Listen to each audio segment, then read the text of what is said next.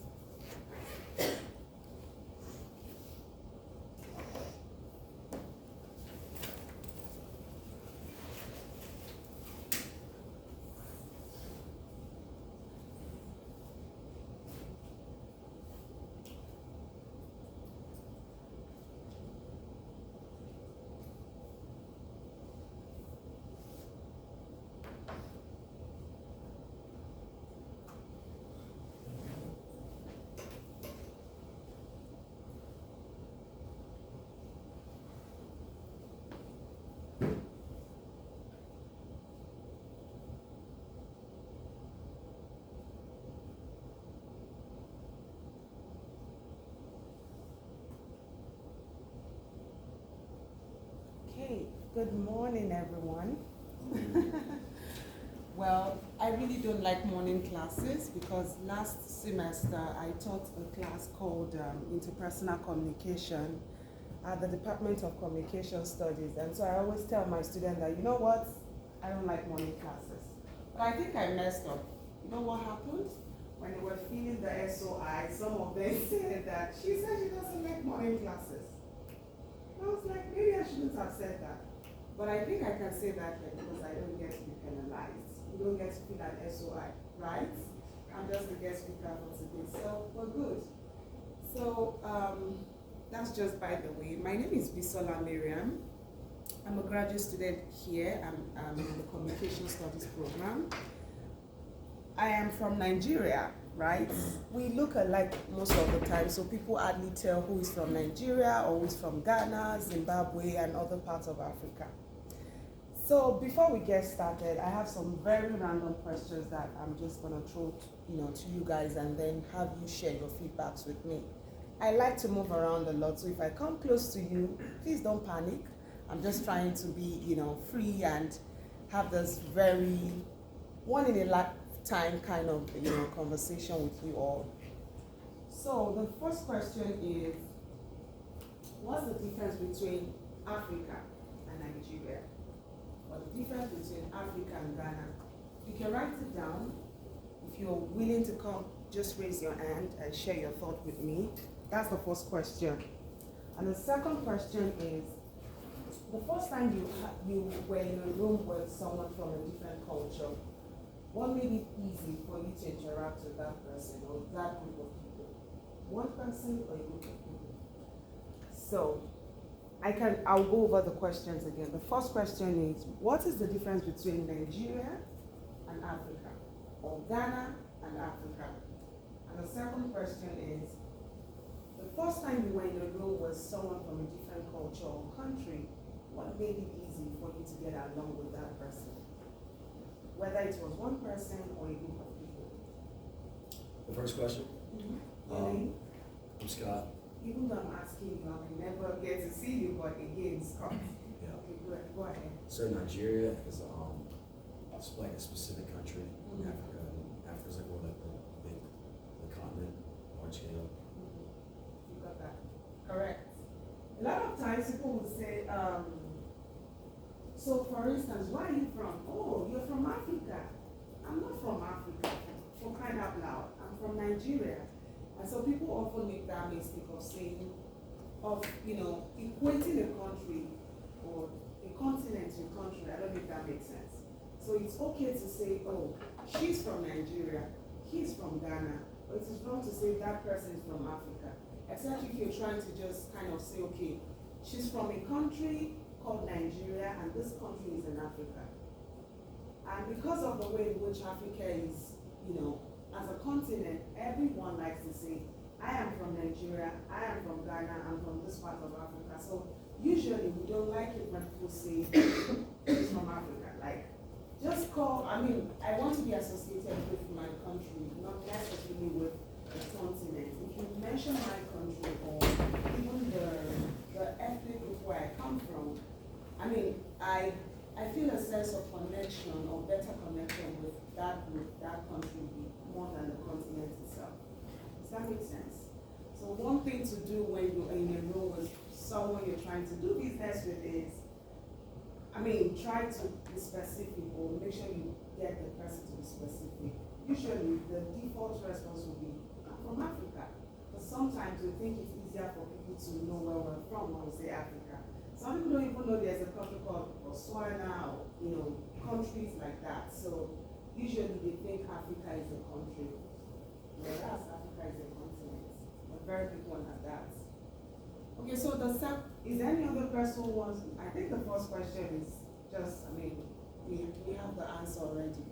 The second question, I don't want one answer, I want several answers. So if you don't, volunteer, I will call on you. I promise you. Don't worry, it's just a day. I won't be here tomorrow or any other time. Go ahead. My name's Christian. Your name? Christian. Kristen Scott. Kristen. Second question was like what we did with someone, like what made it easy to interact with someone from a different culture. I was in kindergarten, so I was like really little. But I think just being in that common place of like not knowing anyone kind of made it easy. I guess I was kind of lucky to be so little because I didn't really care about it that much. I was like, oh, this is a kid that I don't know. Let's just talk to them. But that was my experience. Thank you. Any other thoughts?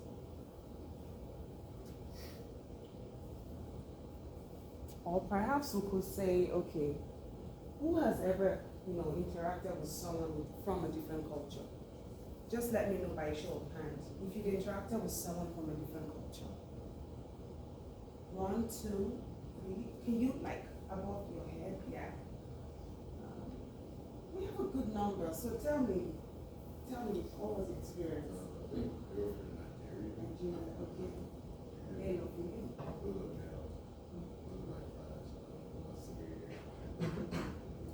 So, did you guys ever get to chat, talk about it? Why? Okay, nice. Did you raise your hand? Tell me.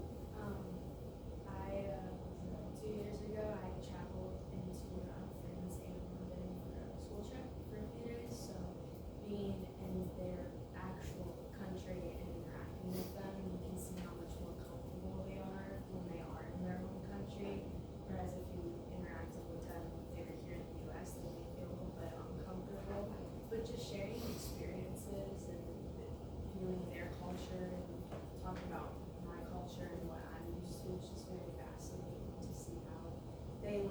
versus how I So one more thoughts? Anyone?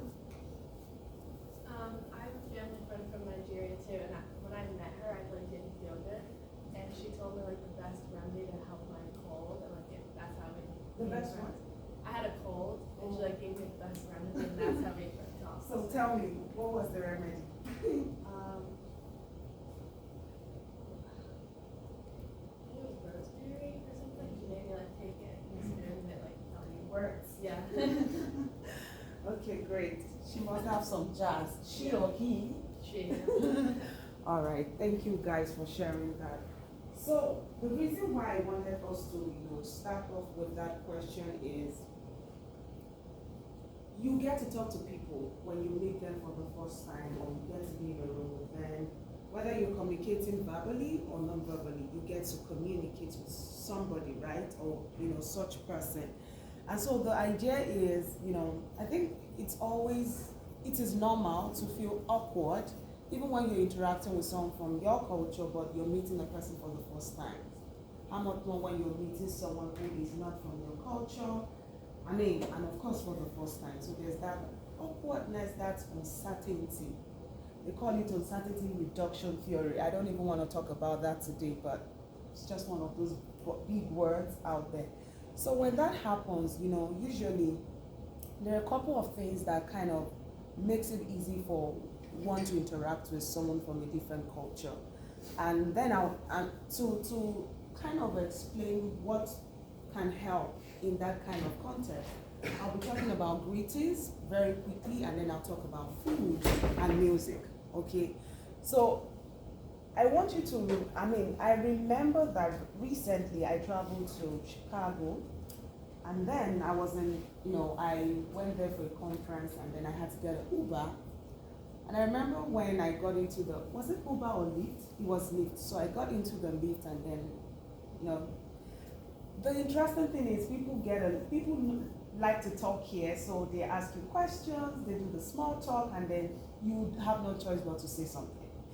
So we started having this random conversation, and then he went on to ask me about my country, where I'm from, how long have I been in the state, those kind of questions, right?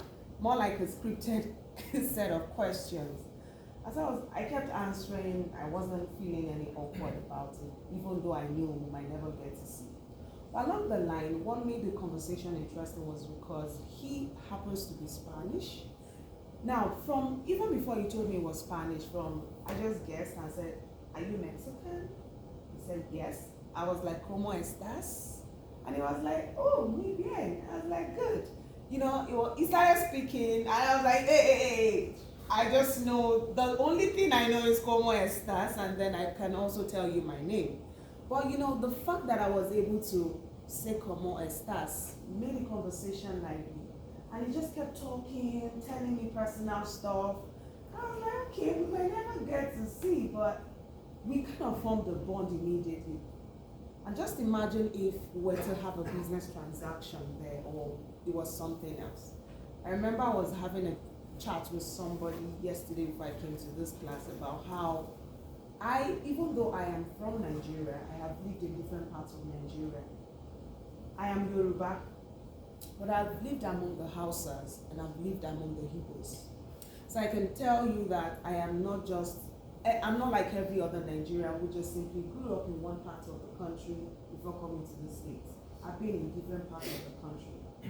And one interesting thing about my experience living in the northern part of the country is the fact that when you go to the market or to places where you want to shop and you interact with Hausas, the thing is when you start off a conversation with them and say something like, "Hey, yaya aiki ina so bani albosa." I'm just speaking Hausa now.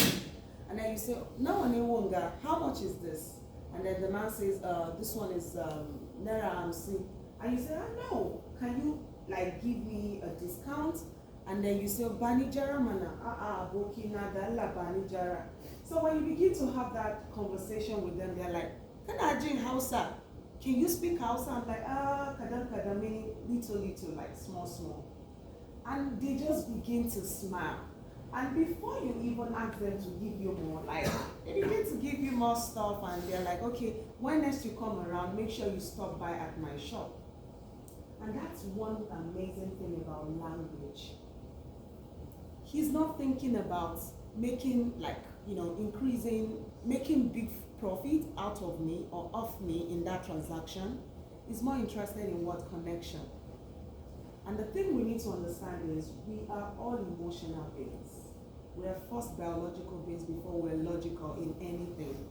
A lot of times we don't do things because it makes sense. We do it because I think it feels good, right? Someone comes here and says, if you buy this shirt, or you buy this dress, or you buy this, you will feel this way, or you look this way. We think about the feelings even before we think about, do I have enough? How about that? So it just goes to show that in every business transaction, even though the idea is to be logical, close sales, make more money, if you play this if you go in the line of humanity and trying to be friendly, getting to know that person, speaking that language, even if it doesn't make sense, even if you mess up, right? Or you're showing that person that you're willing to learn to know them or know them for who they are. And that way, they won't forget you. And so, before we wrap up, because I don't want this to be a long talk, and then I would rather have you guys ask me questions. I'm just going to talk very briefly about a particular culture. So if I say, let's talk about Africa or Nigeria, that would be too broad, right? So I decided to pick Yoruba. So Yoruba is an ethnic, when we say the Yoruba people, we're referring to a particular group of people in Nigeria. So if you go to Google right now and just type the word Yoruba, you find a lot of information about the Yoruba people. And so for the purpose of this conversation, I would just run through my slides very quickly. So what I have written here is written in Yoruba and also in English, and so I will tell you what this is and what that is. So when it comes to greeting, what we have here is Ikinini ile Yoruba, meaning greeting in Yoruba language. So when it comes to greeting, the very first thing is, what is the objective of that performance, right? What is the objective? What are you trying to achieve in that interaction? And there are different ways to interact or to greet when you're interacting with someone from a different culture, especially from the Yoruba speaking part of Nigeria or Africa. I say Africa because we do not only have Yorubas in Nigeria. Some Yorubas have migrated to other parts of Africa, just like Igbos have migrated from Nigeria to other parts of Africa, and just like Hausas are not just in Nigeria. You find them in Ghana, you find them in Botswana and different parts of Africa. So typically we have two types of greeting. There's a way you greet an adult, and there's a way you greet, a younger person. There's a way you interact when you're interacting in a formal setting and when you're interacting in an informal setting. So when I am interacting in this kind of gathering, which is a formal setting, the ideal thing is, I remember back home, when the instructor comes to class, all the students rise up and they say a word, Ekaro Luko, like good morning instructor. And then the instructor responds by saying, hey, Ekaro Akeko, meaning good morning, students. Shidada Leji, meaning did you sleep well? And then they will respond by saying Dada Laji. Such a fascinating, thing to learn. But one thing I want you to just take away, even if you don't remember any greeting this morning, is how to say good morning, how to say good afternoon, and how to say good night. Can we do that? We can try, okay? So good morning is Ekaro. Can we all say that together? Good morning is Ekaro. So Ekaro, can I get a marker, or is it possible to write? Maybe. Is there a marker up there? I think there's one. Yeah, give it a try. So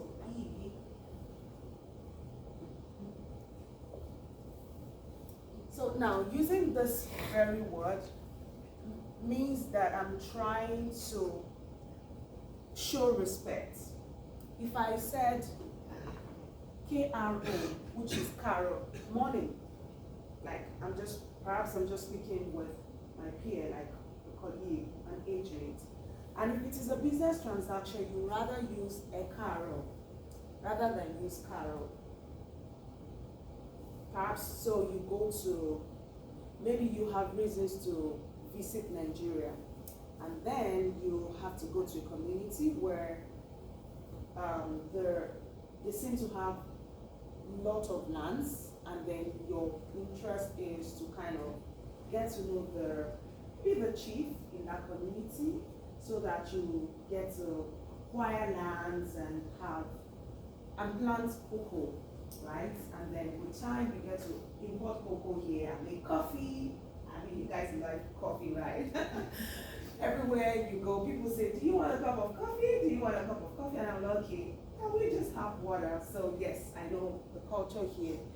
I mean, coffee is a big part of the culture here. So you may decide to go to Nigeria and you want to do a business with a certain community with a lot of lands. And the way to interact with the chief, who seems to be the one overseeing everything there, would be to say a Carol. And you don't stand there and say a Carol, like you go this way, right? You don't have to go down fully, like you see one of my pictures here, you don't have to do that. But if you can actually just say a Carol and just go down slowly, it shows that, wow, you know what, you have won that person. I mean, and I mean it, because if you watch some movies, you see how these things actually play out. So Carol simply refers to good morning, and it is used when you're interacting with your peer.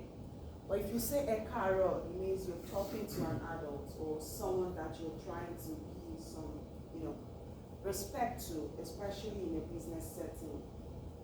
Or perhaps you want to, if you are looking to date, I mean, when you eventually just to date a Nigerian or someone from Yoruba tribe, you don't go to the in-laws house and say Carol. You say a Carol. If you say Carol, they'll say, like, meaning this one can never marry my daughter, or this one can never marry my son.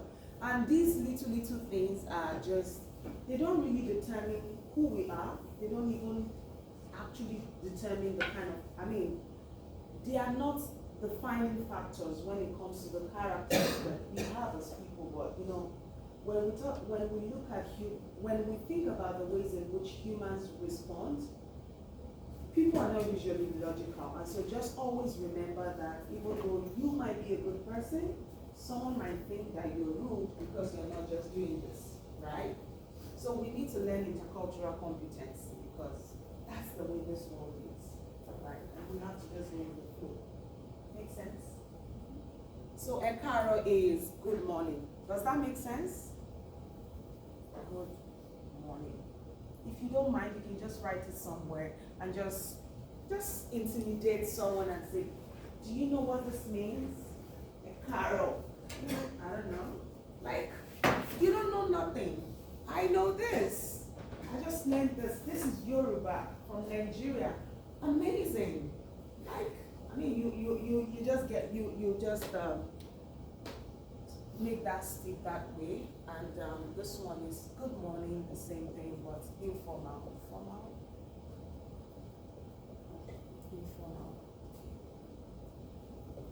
And then let's move quickly to Ekason. Good afternoon. Ekason, which is afternoon.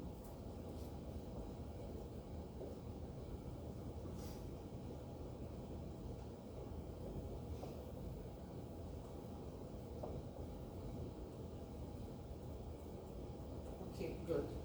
So Ekaro and Karo, Ekason and Kason, and then the last one would be Ekale and Kale. So you see, K-A-R-O, there is the K in every of the, K is just a major thing there. Good night, good evening, or good night. This is formal, this is informal. So, we might not be able to go over the rest, but let's start with a carol. At least you're meeting the person for the first time. Even if it is night and you say a carol, they would appreciate that effort. Even though you're not using the, I'm not saying you, of course, I'm not teaching you to do the wrong thing, but I'm saying even if you don't remember the other ones, and you just simply meet someone and say, a carol, or you say bawoni, okay? I think bawoni might be simpler. But bawoni simply would not go because you're saying, how are you? And I think in my culture, it's rude to start off by saying, bawoni, or saying, how are you doing? It's kind of rude to start off that way. But they would appreciate you greeting before going further to say, oh, you're trying to ask. That's a personal question.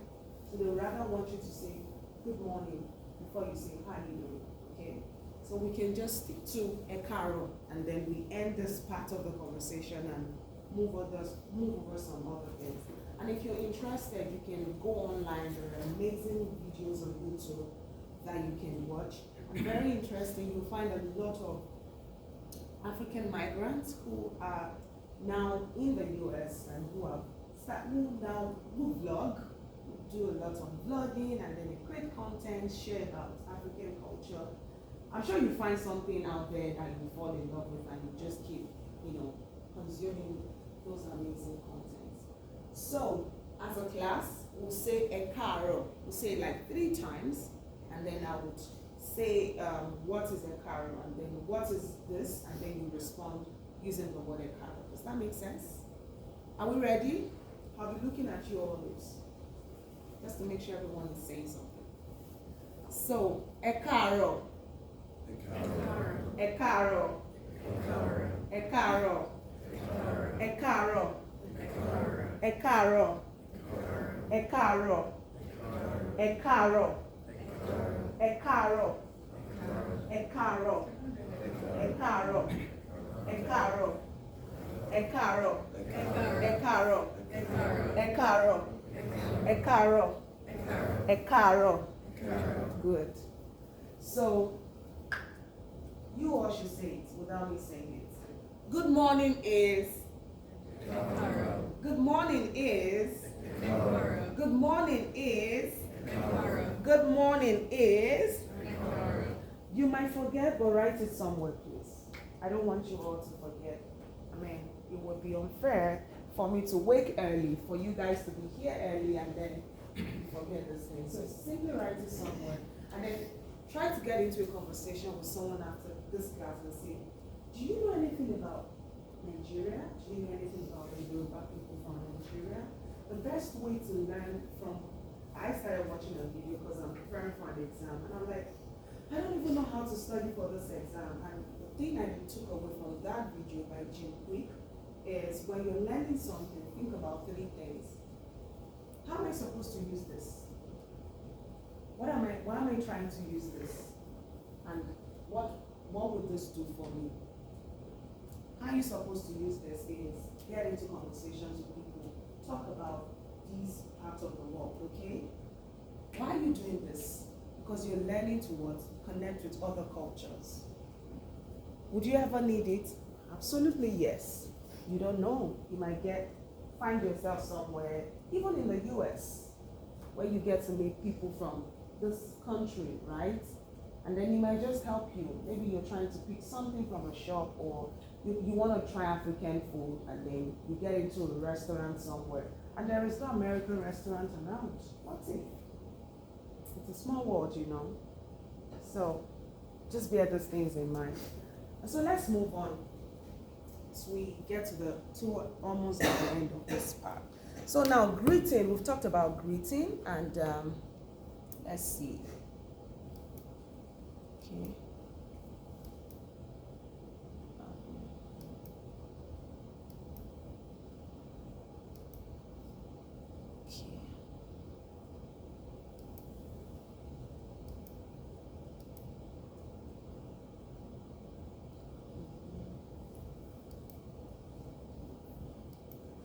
So buying and selling is one important thing about, this culture. And I think it's also interesting to say that Africans love to do business. Just like I think I'm beginning to discover here that Americans love to do business too. So we all love money. Who doesn't love money, right? We love money. No one wants to be broke. So thinking about that, when you think about that, think about the fact that,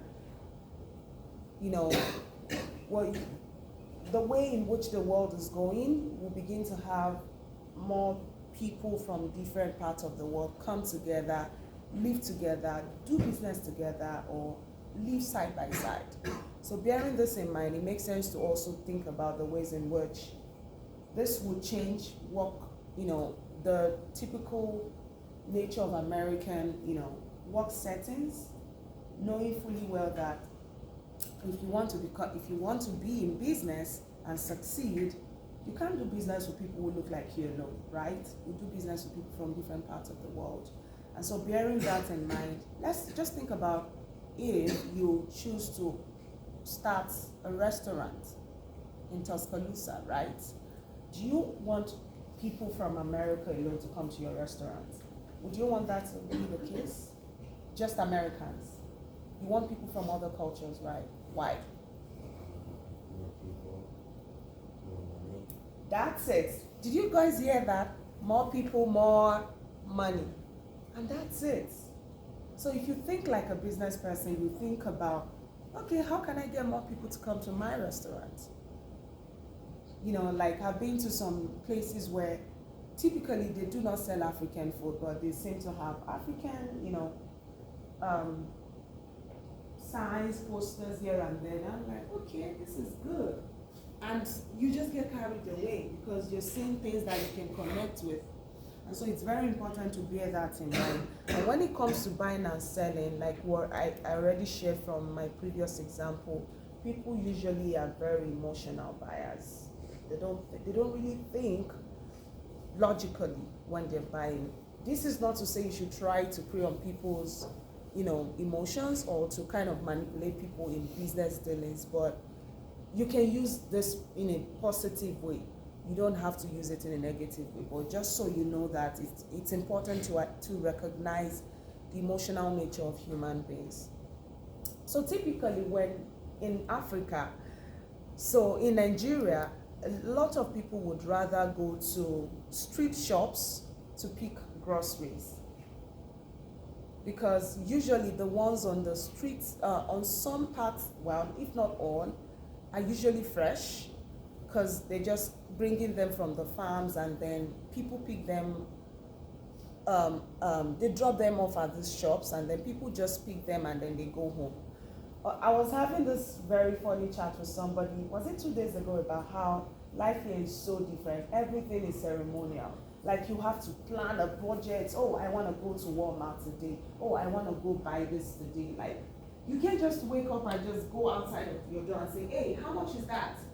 And we have such settings back home where you walk out of your door and then you just, like 2 blocks, just a block from your apartment complex, there is someone selling something down the street. Not like you have to just take your car and drive to Walmart. Like everything, it seems so, ceremonial for my liking. Sometimes I'm like, oh God, can I just go out there and just pick veggies and say, hey, give me 2 vegetables and thank you, and I'll see you later. Sometimes you even buy and say, I'm gonna come back and give you money, because they say, okay, she's somebody's daughter. I know her mother. They go to my church. She will come give you the money. But you can't go to a store here in America and buy stuff. I remember, sometimes if you pick an item and you forget to check out that item, you know what happens? And you're trying to go out and then the alarm sounds. Can be so weird.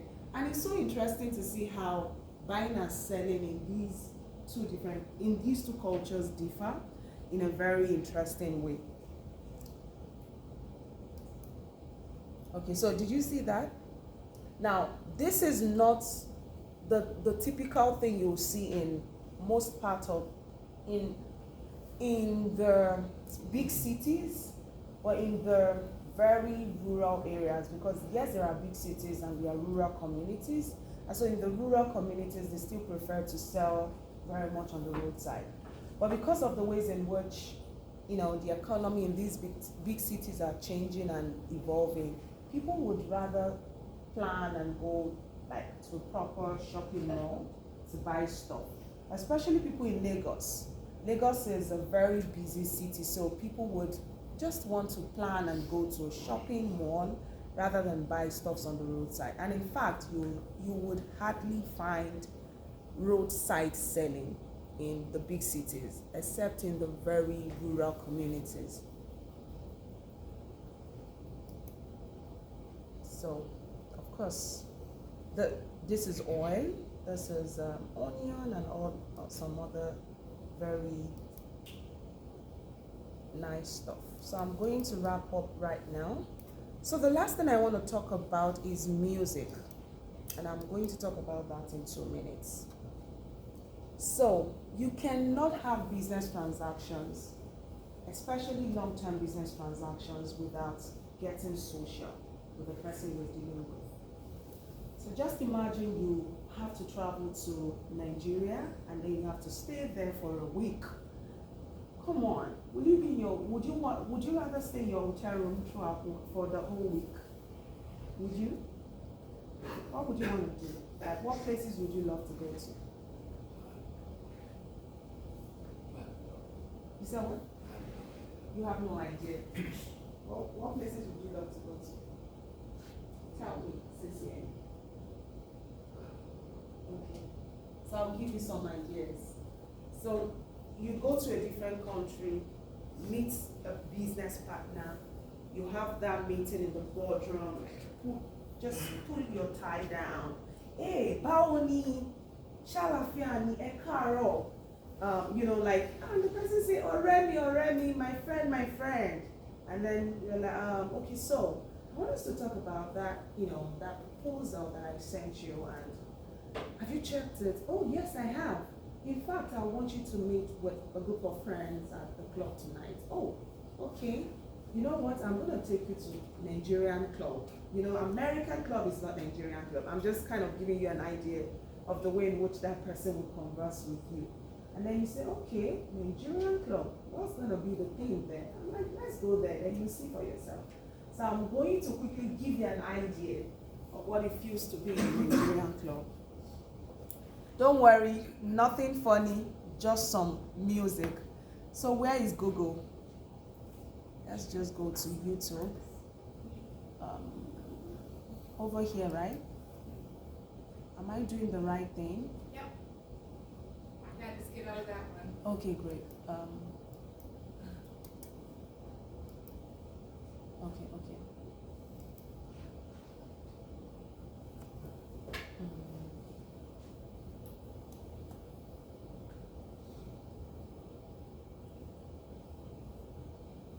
Sometimes we have trouble with sound, so I hope it works.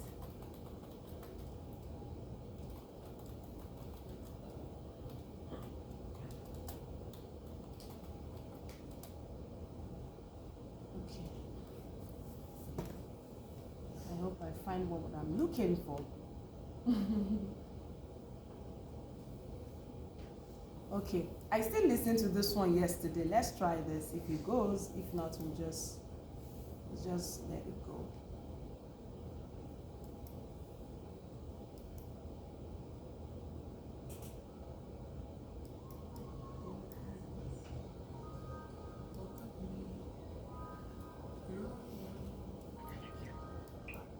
Okay.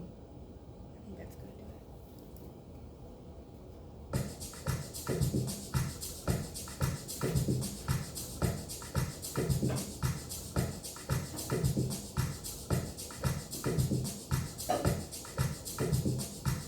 Okay. Now, if you pay attention to the beats, there's something about the beats. It's not slow. It's not like the typical American beats. And then if you just imagine closing your eyes and going into that club, and then you're hearing all this noise, it's not good for business, right? Is it? It's distracting. I mean, let's be realistic. But the truth of the matter is a lot of big deals or the big things happen in those kind of settings. And if you're looking to close sales or enter into like business transactions, you have to be a little bit flexible. Flexible in the sense that, okay, you go to this new culture and this friend says, I want you to come with me to a club. Personally, I don't go to a club, right? But I may want to do this because that's where this person wants me to go have this conversation. Do you have to go there every time? Definitely not, right? No. But because you have to have that one-time conversation and that's where this person is choosing, you may want to do that. And so the thing is, you hear the songs, the noise, the music, the people dancing, the energy in the room, and that can be really overwhelming for someone who is from a culture like the one here. Because the songs, the style of dancing is completely different. And so I hope I can just wrap up this part by playing this song from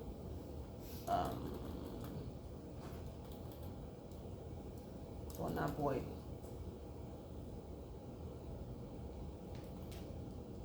Okay.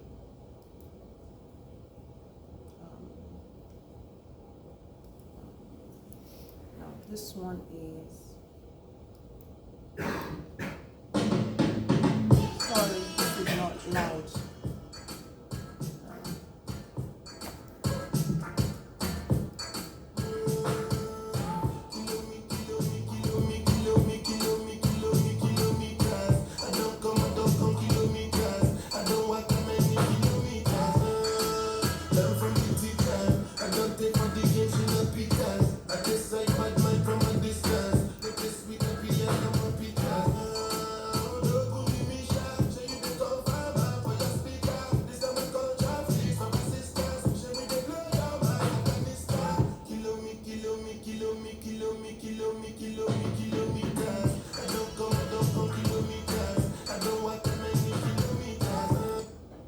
So just to wrap up, the songs usually are not slow. This is a different song. So if you go online and check like 10 songs, they usually have something in common, the beats. And one thing you need to also just kind of bear in mind when it comes to Nigerian songs or most African music is these songs do talk about struggles. They describe the pain of people. They tell stories. They are not just songs for fun. They are songs that are embedded, like rooted in the pain, the struggle, the concerns of a people or that person we sing in the song. So usually you find themes of love, themes of business, someone getting, swindled, or someone making big money after struggling for a long time. And sometimes you also find songs of celebration of life, like marriage, okay? People getting married, coming together. And those are some of the things you would find in African music or Nigerian songs generally.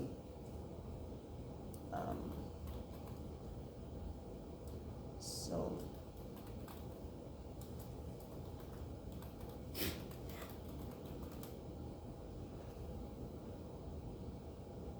this is one popular one that people often, okay, yeah. This is popular, like this one.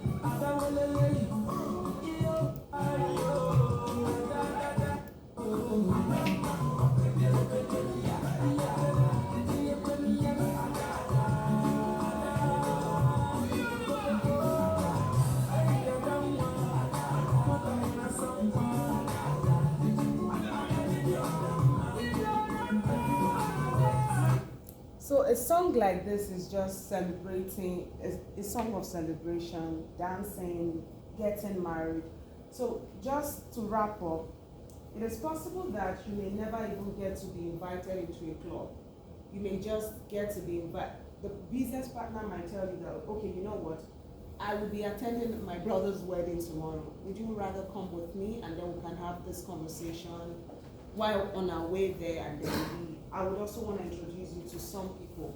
So the idea is business transactions happen just even when we go about our everyday life, okay? So it doesn't have to be in that traditional boardroom, in that traditional tie, shirt.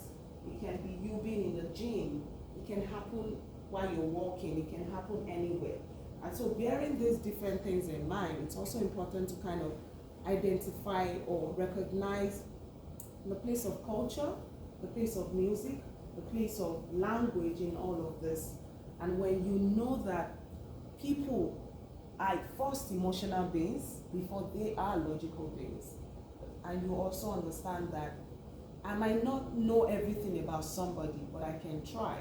And in making that effort, at least I leave that lasting impression, such that if that person is to say yes to your deal, it might just be because you decided to go have amala with him at a Nigerian restaurant, or because you made that effort to dance shaku shaku, like those moves, or perhaps you just simply said a carol. So it can be 1, 2, or 3 of these things, or at least just smiling and just enjoying that culture, even though it does not make sense to you at that point. Thank you. And that will be all. Questions, thoughts? I guess I've spent more than enough time. We've got plenty of time for questions. I'm done. So if you have questions, concerns, anything.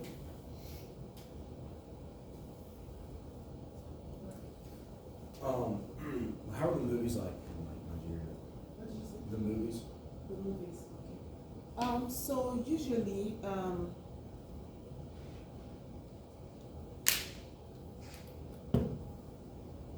I won't say much. I'll just show you.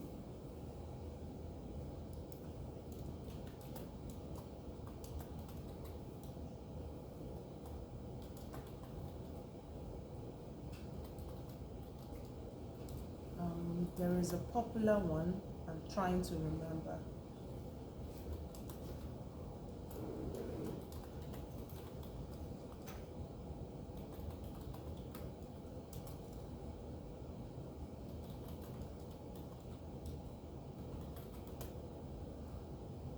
So this is a Nigerian movie, and it's a popular movie. It describes the history of Nigeria, and even though it's a movie, it does not really capture everything that actually happened. Just like you know how pop culture can be used to tell a certain narrative, a certain story that may not exactly be the real narrative. So if you watch a movie like this, for instance, you kind of have a picture of what happened. What is the Nigerian society? What was it like before independence? How did it become an independent country? And what has been the case since independence? So overall, when you think about Nigerian movies or African movies, they are just like the songs. They tell stories. They talk about the struggles of people, specifically getting married, falling in love, getting a divorce, or starting a business, or trying to move from one culture to another, or people just simply fighting, not fighting, but just trying to survive life challenges. So these movies just typically describe the everyday, experiences of these people, whether it's a movie that is describing a contemporary Nigerian family life, or family challenges, or the challenges of people from, a different century. But it's just interesting the way in which these movie producers tell stories from across different generations. So they may choose to want to go back in time and tell a story about, there was a warrior who fell in love with this princess, and because of that, he chose not to be a warrior again and was just a lover boy, right? and such very interesting and fascinating stories. And sometimes you would watch these movies and you'll be moved to tears. And yeah, I mean, even though I've seen those movies several times, I watch some of them and I'm like, oh no, this is different. Even though this is a culture that I know a lot about.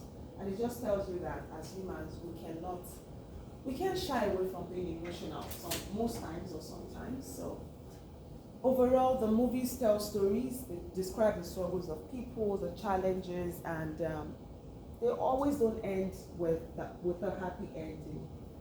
The most of the movies that have gotten awards locally and internationally are not the movies that just have happy endings. I mean, especially Nigerian movies. And usually the movies with, oh no, this shouldn't have happened. The ones without happy endings. Which a lot of times is the way life is, but of course, happy endings are possible. So, yeah. That's the thing about the movies. So if you want to learn more about those movies, I would say YouTube. The school of YouTube is there to help you, because I also learn a lot from watching YouTube videos. And you find some interesting content, content about people who are from two different cultures and then they decide to marry.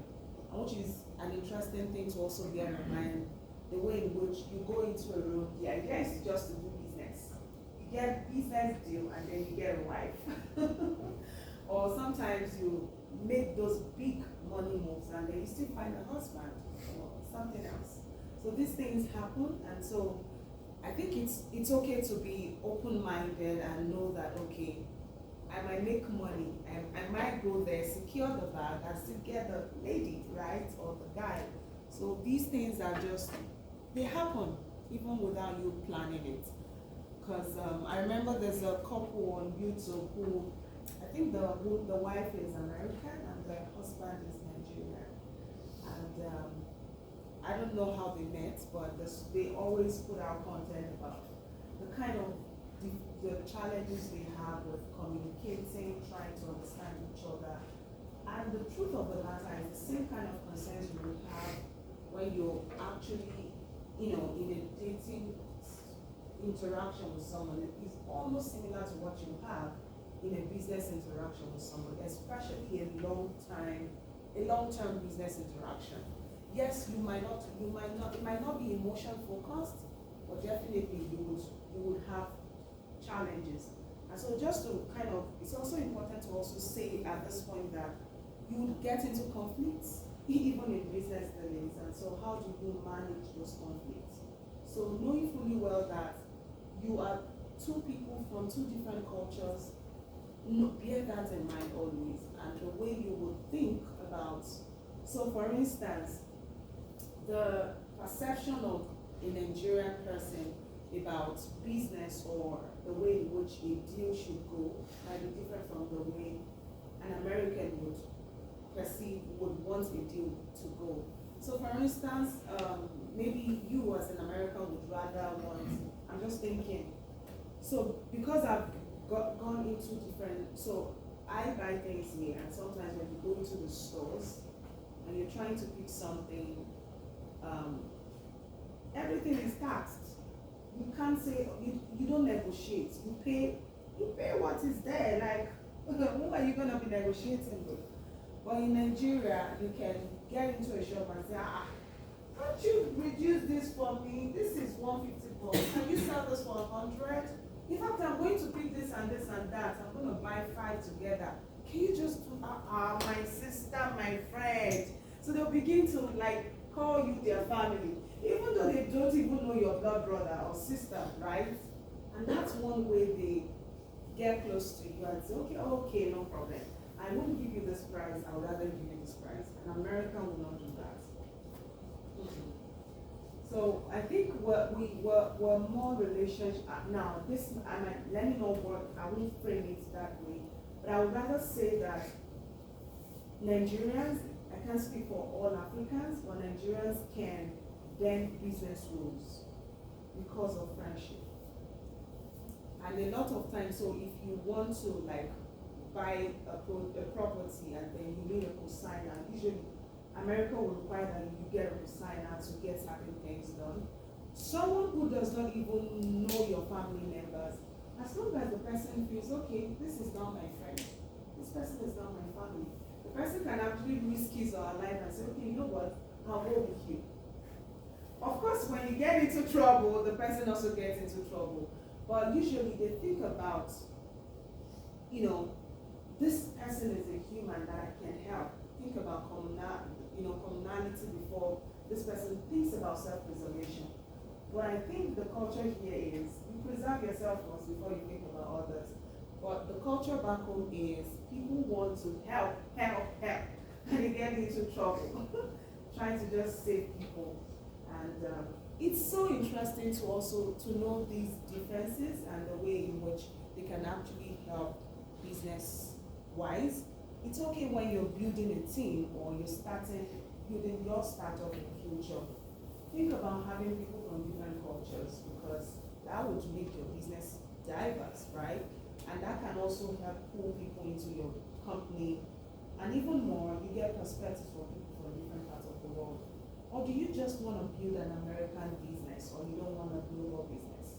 So if you're thinking globally, you want to think about it's more challenging, and I think it involves a lot of risk. But at the end of the day, I think the dividends are many. But the first step is at least make friends with people from different cultures.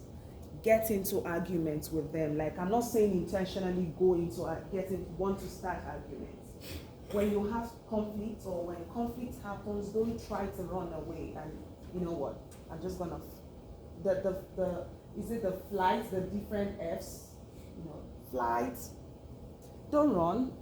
You can try to at least see things from this person's perspective, because you can't always be in your comfort zone. At least not forever. Except if you don't want to be a billionaire. If you want to make good money and have money, like good money, you will need to make some big risk. And it involves meeting people. It involves getting into conflicts, getting hurt. It's okay. Of course, most importantly, moving on and beyond the different challenges.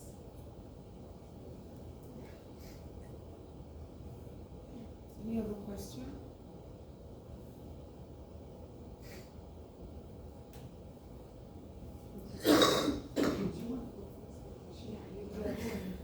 What was the biggest adjustment that you had to make when you moved into the United Food. States? I didn't like the food. I never did. But I think it became easier with time because my taste buds started changing. And so my first year, so the first semester of my coming, so I came here December 7, 2020. And I think my college friend just had a baby, and so a lot of American families were bringing American food because she just had a baby. And so I took a lot of apple pies. I enjoyed it, like lots of sugar in it, but I just loved it, But I started noticing that I was increasing. My cheeks were getting bigger, and I was like, girl, this is not where we're going. So my first and second semester had me just experimenting things, just becoming Americanized with all the fatty food. Well, not all American foods are fatty, but I mean the ones that I had the chance to experience. And I think I was getting addicted to coffee as well, because I would take coffee, just walk through the night. Over time I realized that no, I can't do this. I can't keep living like this. So I started to tell my family back home to send me African spices. And then I started a kitchen, because I said to myself that I think starting a kitchen would help me, knowing that if I tell people that, hey, if you want African food, you can come with me, I would be conscious or careful about what I'm cooking and giving people, and that way I also get to eat well. So that has been my strategy of eating Nigerian or African food. And I mean, in the last 4 or 5 months, it's been worth it. Because when I first wore this dress, it was super tight, but I'm so happy that we're losing all the fat. Now, I'm not doing anything extraordinary. I'm just carefully selecting what I'm eating. And I love the fruit here because the kind of food that I get to have access to here, I don't get to, I mean back home, I didn't really have that much options. But I can play around with the fruit, I can play around with my smoothie, I can play around with the different ingredients, because I love to cook. So when I go to the shopping malls and I pick this and that, I'm like, what are we going to make with this? So I begin to think about different ideas. Nigerian jollof is something you would want to try.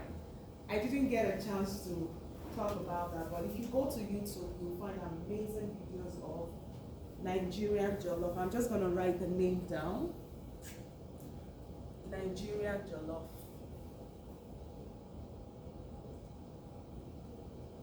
Because if you ever go to Nigeria, someone would offer you this. If you ever go with a business partner to a restaurant, someone would offer you this. I remember when I was coming here, I was on Delta Airline. I came with Delta. And guess what? I was served a Nigerian meal.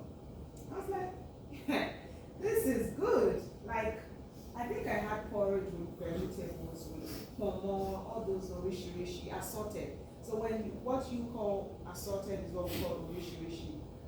Assorted with beef, chicken, all of those amazing protein inside of it. I was just eating, and I was like, this is going to be my life in America. Thinking that because I was on an American airline and I've been served Nigerian food, I was going to continue to have that experience, But it's interesting what Delta did, or what Delta is doing, if they still do it, because I was comfortable, I was happy that I had that experience, and I can never forget Delta.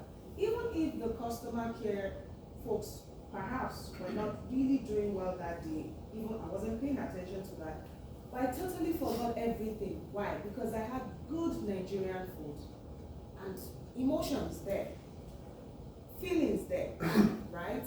So think about how these things, can help your business, because people are emotional beings. I ate Nigerian food, and now I can't even think about the things that Delta probably didn't do right on that flight, because it was good food.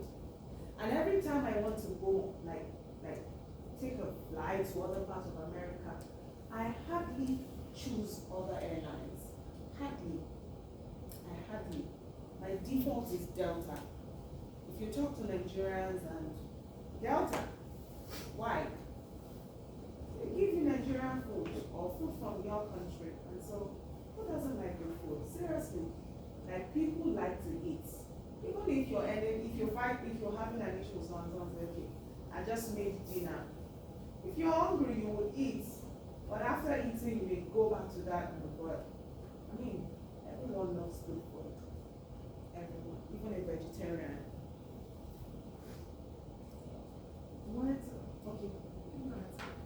So I knew this lady who was Nigerian, and she said she was Nigerian royalty. Royalty. Okay. So how does the government work? So right now, Nigeria, the system of government is, not decentralized. There's a decentralized system of government where we don't have a federation like some other African countries. Nigeria has this system where there is a president, there is a vice president, and the different ministers. So it's president, it's vice president, minister of agriculture, minister of commerce, minister of tourism, and those different sectors. So these different ministers oversee the different sectors of the economy. Minister of Education, this and that. Now, there are different states. There are 36 states in Nigeria. The last time I checked, because these days you don't even know what's up. You just change these names, but there are 36 states. So there is a capital which is like Washington DC, where you have this is where the governor or the president stays or resides. So there is Abuja. Abuja is where you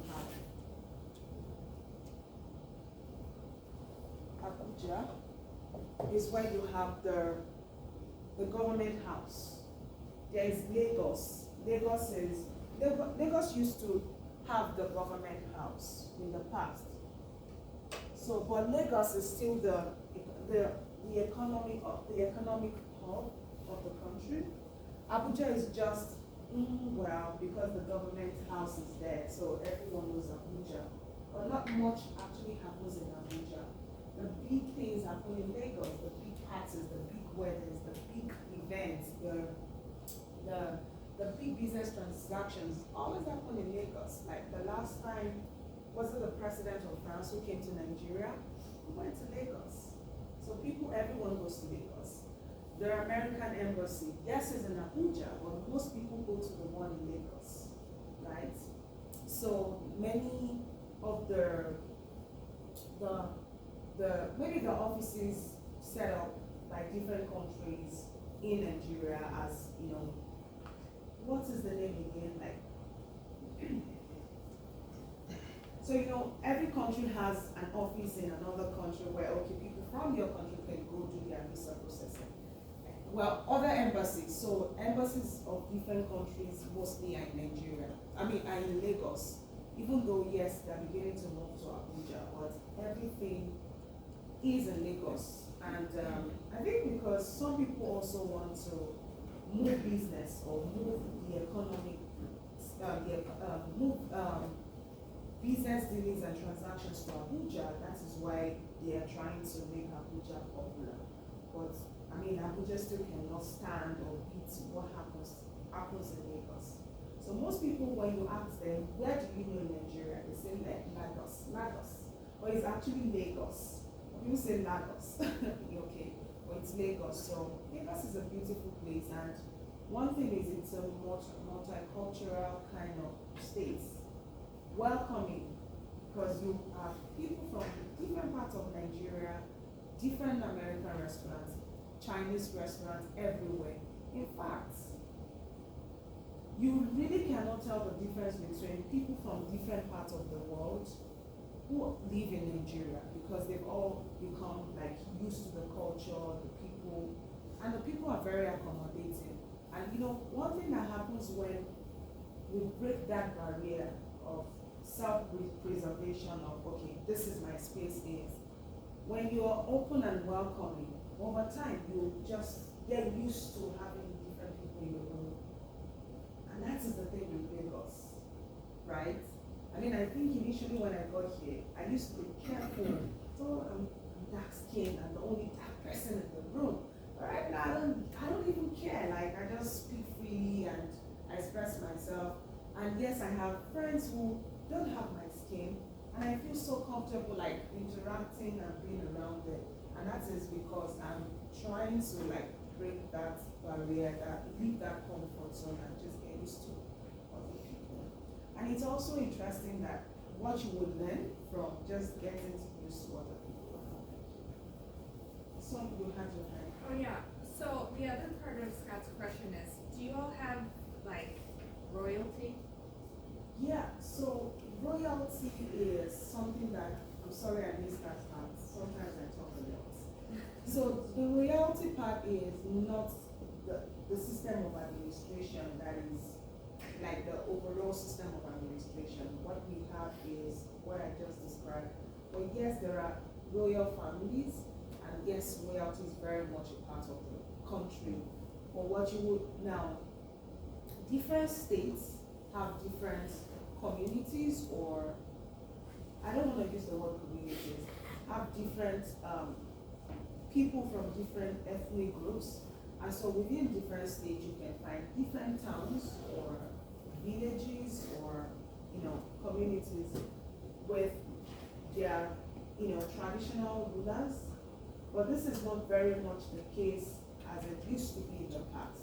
So in the past, we didn't have a president. We just simply had different ethnic groups with their traditional rulers. And the way in which the British people were able to interact with these different people was through their traditional rulers, the different royalties.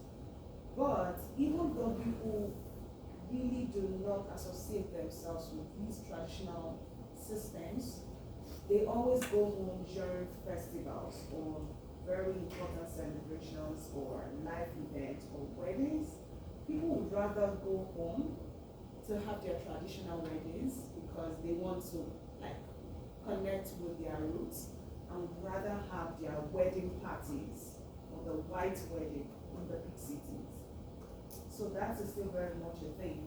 And so when they go home, they get to meet their traditional rulers, the royalties that we're talking about. But as a system of government, it still doesn't hold so much. They don't really have the power that they used to have. I mean, those rulers in the past, they were very powerful. In fact, they were considered gods in the sense that they have spiritual powers and they were untouchable. You don't talk about them, you don't criticize them. But these days you have people going on social media and calling out a king, calling their bluff, like even on Nigerian Twitter space, right? But in the past, we never talk about a king. They were sacred. Does that answer your question? As kind of a last note, do you want to tell us about your nonprofit because it's interesting Okay. and like for awareness purposes, or would you like to? Sure. So when I had a chat with your professor yesterday, and then was it yesterday? Yes, it was. Late. Late yesterday. And so we're talking about several things, and one thing that I think we talked about was something that has to do with left-handed people. So I happen to be the founder of a non-profit organization, the Left-Handers Africa International Organization. And basically what we do is to sensitize African families on the need to reduce forced hand switching. Now, it is interesting that in African homes, if not all, in majority of African homes, left-handed children are still very much stigmatized and discriminated against. In the sense that, so if you parents see that you're beginning to use left hands, the ones who are very spiritual would not want you to use your left hand because it is the devil's hand, as some believe. And some people, because they would rather have you use right hand because that's what is comfortable, especially instructors or teachers in school who are right-handed. They often would try to coerce you to use right hand because it's easier for me as a teacher who is right-handed to guide a child to write, using the right hand, unlike me trying to help a left-handed child, which is not comfortable. So these are things that we as a non-profit have identified, and we keep talking about it and create awareness. And in fact, it's still sad because I remember a lot of times when in churches, when I mistakenly try to put my offering in a basket using my left hand. I get this look from, the ushers in the church. In public transport, when I go out and try to give money to the bus driver, sometimes they begin to curse you and say things like, you're not well trained. Because if you're well trained, you wouldn't be using your left hand. If you just simply go online and simply type conversations about left-handedness in Nigeria, that kind of gives you what's the trend or what really is happening, especially with the way in which left-handed people in minority just get this very funny discrimination. Just to add, when I got here, I thought it was an African problem. But I just also realized that it's not even an African problem, it's a global problem, and this is why I say so. I can't imagine that in America, America is, we say the West, right? The civilized country. I still go into classrooms and see that we have many right-handed sitting arrangements. Really not much is done about making left-handed sitting arrangements, for left-handed people. I am a student here as well, and so I go into the rooms, I hardly find them. And a friend of mine told me that in the University of Ghana, where she graduated from, all the classrooms have left-handed sitting arrangements. Another friend told me that in Kenya, the president of Kenya, he is left-handed, and so there are left-handed sitting arrangements. And so, why initially I said was an African problem, I think it's more of it has to do with what people think is important, or what people actually pay attention to, or what people are aware of. Just to, the fact that it's still something that I have actually noticed here goes to show that it's a global challenge, and you can, now you know, or some of you know already, if you have left-handed friends, the struggles that comes with being left-handed, trying to drive and get used to life, kicking a ball, or doing things that other right-handed people do, or using gadgets that are usually right-handed designed. There are some classrooms where, as a professor, I find it difficult to teach in because of the way in which, the system has been designed, and the mouse, very difficult. And I use this hand all the time, so. But it is what it is, and we keep talking about it, hoping that we can create more awareness and have a different narrative. And I hope that soon I can have a student organization for left-handed people here at the University of Alabama. Yeah. Thank you.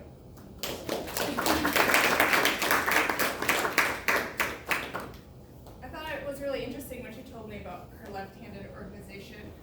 My brother, who's 40 now, he was heavily encouraged as a child to use his right hand. But he's a left-handed person, and I can remember my mom changing his fork, changing his pencil, trying to make, so even right here, maybe things have changed, but 35 years ago it was still a thing. Also, Barack Obama was left-handed, and I remember hearing during his document signings, that was something that was mentioned in the news. I don't know, interesting. Yeah. Okay, let's take attendance. Logan? Yeah. Okay, Thomas? Yep. Zach, Holden, yeah, Haley, yeah, Victoria, no, Elijah, right here, Lucas, Zach D, no, Wells, yep, Colby, Bell, Morgan, yeah, Christian, yeah, Scott, yeah, Cole, yeah, Skylar, yeah, Billy, yes. Yeah, okay, Bryson, Hayden, yeah, right, yeah. Emma, yes. Nick P, okay, Nick R, no. Audrey, great. Luke S, Sophie, yep. Matthias, yep. Taylor, yes. Ephraim, no. And Clay. Clay, going once, no. Okay. Thank you for coming. Thank you all so much. I love the class. Everybody, I'll see you on Thursday. Have a good day. Bye.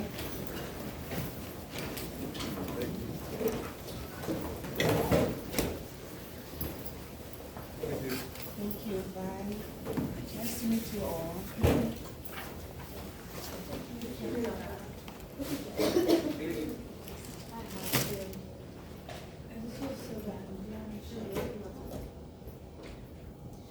You're welcome.